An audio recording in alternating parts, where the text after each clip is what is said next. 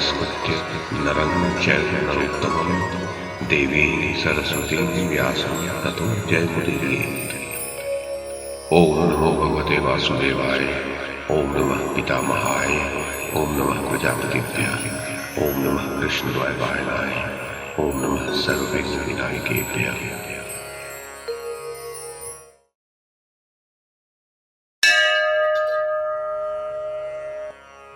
संजय कहते हैं, महाराज, महात्मा पांडवों ने जब हिरण्यवती नदी के तट पर अपना पड़ाव डाल दिया, तब कौरवों ने भी विधि पूर्वक दूसरे स्थान पर अपनी छावनी डाली। राजा दुर्योधन ने वहां अपनी शक्तिशाली सेना ठहराकर समस्त राजाओं का समादर करके उन सब की रक्षा के लिए कई गुल्म सैनिकों की टुकड़ियों को तैनात कर दिया। भारत इस प्रकार योद्धाओं के संरक्षण की व्यवस्था करके राजा दुर्योधन ने कर्ण, दुशासन तथा सुबल पुत्र शकुनी को बुलाकर गुप्त रूप से मंत्रणा की। राजेंद्र, भरतनंदन, दुर्योधन ने कर्ण, भाई दुशासन तथा सुबल पुत्र शकुनी से संभाषण एवं परामर्श करके शकुनी के पुत्र उलूक को एकांत में बुलाकर उससे कहा, द्युत कुशल शकुनी के पुत्र उलूक, तुम सोमको और पांडवों के पास जाओ तथा वहां पहुंचकर वासुदेव श्री कृष्ण के सामने ही उनसे मेरा यह संदेश कहो। जिसके लिए वर्षों से विचार हो रहा था, वो कौरव और पांडवों का भयंकर युद्ध अब होने वाला है। अर्जुन, तुमने कृष्ण और भाइयों सहित संजय से जो गरज गरज कर बड़ी डींग हाँकते हुए बातें कही थी, वो बातें संजय ने कौरवों की सभा में सुनाई थी। अब उन्हें कर दिखाने का समय आ गया है। राजन, तुम तो बड़े धार्मिक कहे जाते हो, अब तुमने अधर्म में मन क्यों लगाया है? इसी को तो विडाल व्रत कहते हैं। एक बार नारद जी ने मेरे पिताजी से इस प्रसंग में एक आख्यान कहा था, वो मैं तुम्हें सुनाता हूँ। एक बार एक बिलाव शक्तिहीन हो जाने के कारण गंगा जी के तट पर ऊर्ध्वबाहु होकर खड़ा हो गया और सब प्राणियों को अपना विश्वास दिलाने के लिए मैं धर्माचरण कर रहा हूँ, मैं धर्माचरण कर रहा हूँ कहने लगा। इस प्रकार बहुत समय बीत जाने पर पक्षियों को उस पर विश्वास हो गया और वे उसका सम्मान करने लगे। उसने भी समझा कि मेरी तपस्या तो सफल हो गई। तदुपरांत बहुत दिनों के पश्चात वहां मूषक भी आए और उस तपस्वी को देखकर सोचने लगे कि हमारे शत्रु बहुत हैं, अतः हमारा मामा बनकर ये बिलाव हम में से जो वृद्ध और बालक हैं उनकी रक्षा किया करे। तब उन सब ने उस विडाल के पास जाकर कहा, आप हमारे उत्तम आश्रय और परम सुहृद है, अतः हम सब आपकी शरण में आए हैं। आप सर्वदा धर्म में तत्पर रहते हैं, अतः वज्रधर इंद्र जैसे देवताओं की रक्षा करते हैं, उसी प्रकार आप हमारी रक्षा करें। मूषकों के इस प्रकार कहने पर उन्हें भक्षण करने वाले विडाल ने कहा, मैं तब भी करूं और तुम सब की रक्षा भी करूं, ये दोनों काम होने का तो मुझे कोई ढंग नहीं दिखाई देता। तब भी तुम्हारा हित करने के लिए मुझे तुम्हारी बात भी अवश्य माननी चाहिए। तुम्हें भी नित्य प्रति मेरा एक काम करना होगा। मैं कठोर नियमों का पालन करते करते बहुत थक गया हूँ। मुझे अपने में चलने फिरने की तनिक भी शक्ति दिखाई नहीं देती, अतः आज से मुझे तुम नित्य प्रति नदी के तीर तक पहुंचा दिया करो। मूषकों ने बहुत अच्छा कहकर उसकी बात स्वीकार कर ली और सब वृद्ध बालक उसी को सौंप दिए। इससे वह पापी बिलाव उन मूषकों को खा खा कर मोटा हो गया। इधर मूषकों की संख्या दिनों दिन कम होने लगी। तब उन सब ने आपस में मिलकर कहा, क्यों जी, मामा तो प्रतिदिन फूलता जा रहा है और हम बहुत घट गए हैं, इसका क्या कारण है? तब उनमें कोलिक नाम का जो सबसे वृद्ध मूषक था, उसने कहा, मामा को धर्म की चिंता थोड़ी ही है। उसने तो ढोंग रच कर ही हमसे मेलजोल बढ़ा लिया है। जो प्राणी केवल फल मूल आदि ही खाता है, उसकी विष्ठा में बाल नहीं होते। इसके सिवा इसके अंग बराबर पुष्ट होते जा रहे हैं और हम लोग घट रहे हैं। 7-8 दिन से डिंडिक मूषक भी दिखाई नहीं दे रहा है। कोलिक की यह बात सुनकर सब मूषक भाग गए और वह दुष्ट बिलाव भी अपना समूह लेकर चला गया। दुष्टात्मन, इस प्रकार तुमने भी विडाल व्रत धारण कर रखा है। जैसे मूषकों में विडाल ने धर्माचरण का ढोंग कर रखा था, उसी प्रकार तुम अपने सगे संबंधियों में धर्माचारी बने हुए हो। तुम्हारी बातें तो और प्रकार की हैं और कर्म दूसरे ढंग का है। तुमने दुनिया को ठगने के लिए ही वेदाभ्यास और शांति का स्वांग बना रखा है। तुम ये पाखंड छोड़कर क्षात्र धर्म का आश्रय लो। तुम्हारी माता वर्षों से दुख भोग रही है, उसके अश्रु पोछो और संग्राम में शत्रुओं को परास्त करके सम्मान प्राप्त करो। तुमने हमसे 5 गांव मांगे थे, किंतु ये सोचकर कि किसी प्रकार पांडवों को कुपित करके उनसे संग्राम भूमि में दो दो हाथ करें, हमने तुम्हारी मांग स्वीकार नहीं की। तुम्हारे लिए ही मैंने दुष्ट चित्त विदुर को त्यागा था। मैंने तुम्हें लाक्षा भवन में जलाने का प्रयत्न किया था।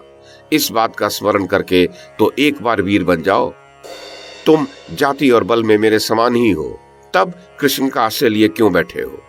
उलूक, ये कहने के उपरांत कृष्ण से कहना कि तुम अपनी और पांडवों की रक्षा करने के लिए अब तैयार होकर हमारे साथ युद्ध करो। तुमने माया से सभा में जो भयंकर रूप धारण किया था, वैसा ही फिर धारण करके अर्जुन सहित हम पर चढ़ाई करो। इंद्रजाल, माया अथवा कपट भयजनक तो होते ही हैं, किंतु जो रणांगन में शस्त्र धारण किए हुए हैं, उनका वे कुछ नहीं बिगाड़ सकते। वे तो उनके कारण रोष में भरकर गरजने लगते हैं। हम भी यदि चाहें तो आकाश में चढ़ सकते हैं, रसातल में घुस सकते हैं और इंद्रलोक में भी जा सकते हैं, किंतु इससे न तो अपना स्वार्थ सिद्ध हो सकता है और न अपने प्रतिपक्षी को भयभीत ही किया जा सकता है। और तुमने जो कहा था कि रणभूमि में धृतराष्ट्र के पुत्रों को मरवाकर पांडवों को उनका राज्य दिलवाऊंगा, सो तुम्हारा यह संदेश भी संजय ने मुझे सुना दिया था। अब तुम सत्य प्रतिज्ञ होकर पांडवों के लिए पराक्रम पूर्वक कमर कस के युद्ध करो। हम भी तुम्हारा पौरुष देखें। संसार में अकस्मात ही तुम्हारा बड़ा यश फैल गया है, किंतु आज मुझे ज्ञात हुआ कि जिन लोगों ने तुम्हें सिर पर चढ़ा रखा है, वे वास्तव में पुरुष चिन्ह धारण करने वाले नपुंसक ही हैं। तुम कंस के एक सेवक ही तो हो। मेरे जैसे राजा महाराजों को तो तुम्हारे साथ युद्ध करने के लिए संग्राम भूमि में आना भी उचित नहीं है। उलूक, उस बिना मूछ वाले के बहुभोजी अज्ञान की मूर्ति मूर्ख भीमसेन से तुम बारंबार कहना कि तुम कौरवों की सभा में पहले जो प्रतिज्ञा कर चुके हो, उसे मिथ्या मत कर देना। यदि शक्ति रखते हो तो दुशासन का रक्त पीना। और तुमने जो कहा था कि मैं रणभूमि में एक साथ सब धृतराष्ट्र पुत्रों को मार डालूंगा, सो उसका समय भी अब आ गया है। उलूक, तत्पश्चात तुम मेरी ओर से नकुल से कहना कि अब डटकर युद्ध करो। हम तो तुम्हारा पुरुषार्थ देखें। अब तुम युधिष्ठिर के अनुराग, मेरे प्रति द्वेष और द्रौपदी के क्लेश का भली भांति स्मरण कर लो। इसी प्रकार सब राजाओं के बीच में सहदेव से भी कहना कि तुम्हें जो दुख सहने पड़े हैं, उनका स्मरण करके अब सावधानी से युद्ध करो। विराट और द्रुपद से मेरी ओर से कहना कि तुम सब इकट्ठे होकर मुझे मारने के लिए आओ और अपने तथा पांडवों के लिए मेरे साथ संग्राम करो। धृष्टद्युम्न से कहना कि जब तुम द्रोणाचार्य के सामने आओगे, तब तुम्हें ज्ञात होगा कि तुम्हारा हित किस बात में है। अब तुम अपने सुहृदों सहित रणांगन में आ जाओ। इसके पश्चात शिखंडी से कहना कि महाबाहु भीष्म तुम्हें स्त्री समझकर नहीं मारेंगे, अतः तुम निर्भय होकर युद्ध करना।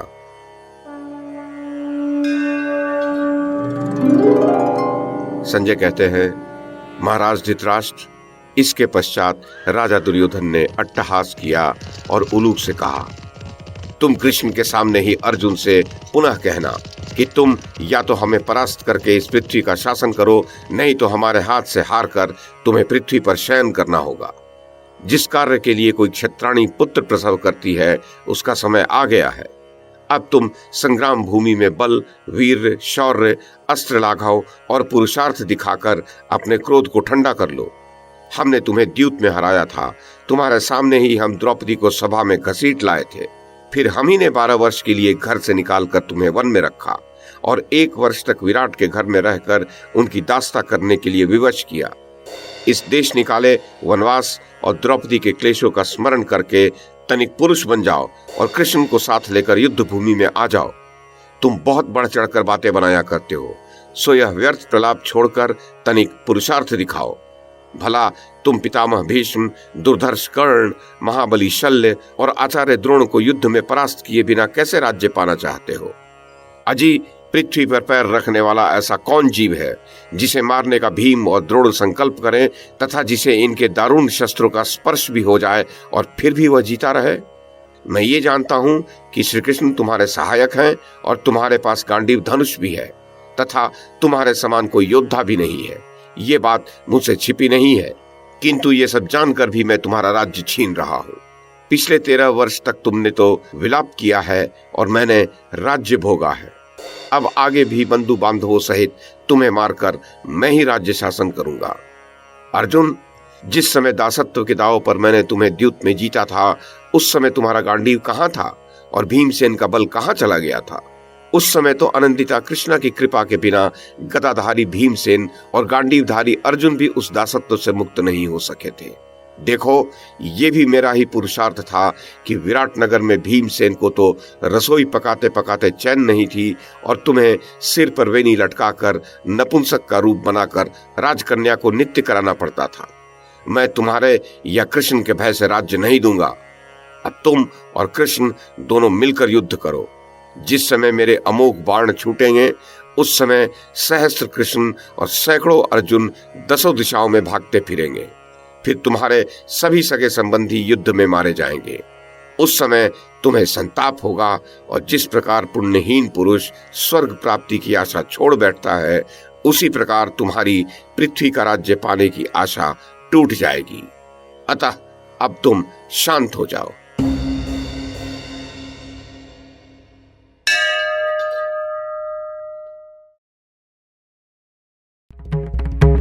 YouTube के माध्यम से महाभारत की कथा को एक श्रृंखला के रूप में प्रस्तुत करने का हमारा ये प्रयास यदि आपको सराहनीय लगा हो तो कृपया इस कड़ी को लाइक और शेयर करें, चैनल को सब्सक्राइब करें और बेल आइकन को दबाएं। साथ में अन्य लोगों को भी देखने के लिए प्रेरित करें। धन्यवाद और नमस्कार।